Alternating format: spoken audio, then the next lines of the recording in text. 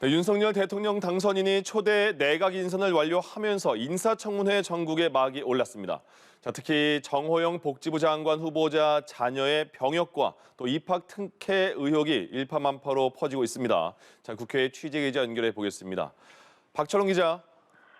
네, 윤석열 당선인이 새 정부 장관 후보자 18명 인선을 마치면서 어제까지 후보자 12명에 대한 인사청문 요청안이 국회로 넘어왔습니다. 주말인 오늘도 김인철 사회부 총리 겸 교육부 장관 후보자 등에 대한 요청안이 속속 제출되고 있습니다.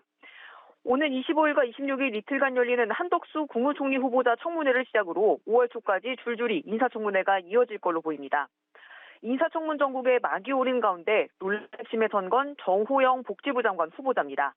자녀의 입학과 병역 등과 관련한 각종 의혹으로 제2의 조국 사태 아니냐는 말까지 나오는데 먼저 정 후보자가 경북대병원 부원장이던 시절 두 자녀가 경북대 의대에 편입학 시험에 합격해 아빠 찬스 의혹을 받고 있습니다.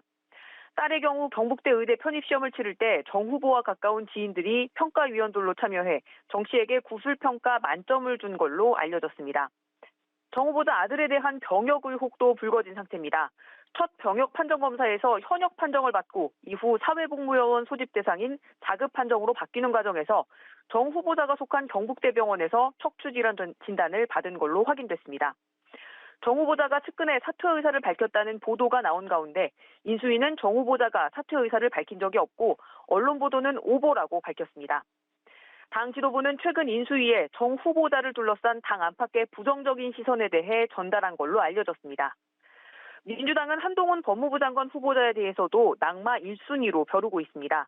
민영배 인사청문 TF단장은 한 후보에 대한 청문회 자체를 거부하는 걸 검토 중이라고 밝히기도 했습니다. 네, 세월호 참사 8주기를 맞아서 정치권에서는 추모의 메시지가 이어지고 있죠. 네, 먼저 문재인 대통령이 SNS 메시지로 유족들을 위로했습니다.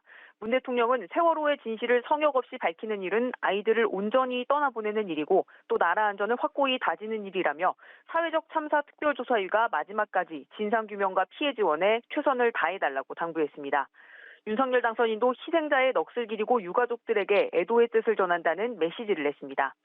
윤 당선인은 세월호 희생자들에 대한 가장 진심 어린 추모는 대한민국을 안전하게 만드는 것이라고 믿는다며 안전한 대한민국이 될 때까지 노력하겠다고 밝혔습니다.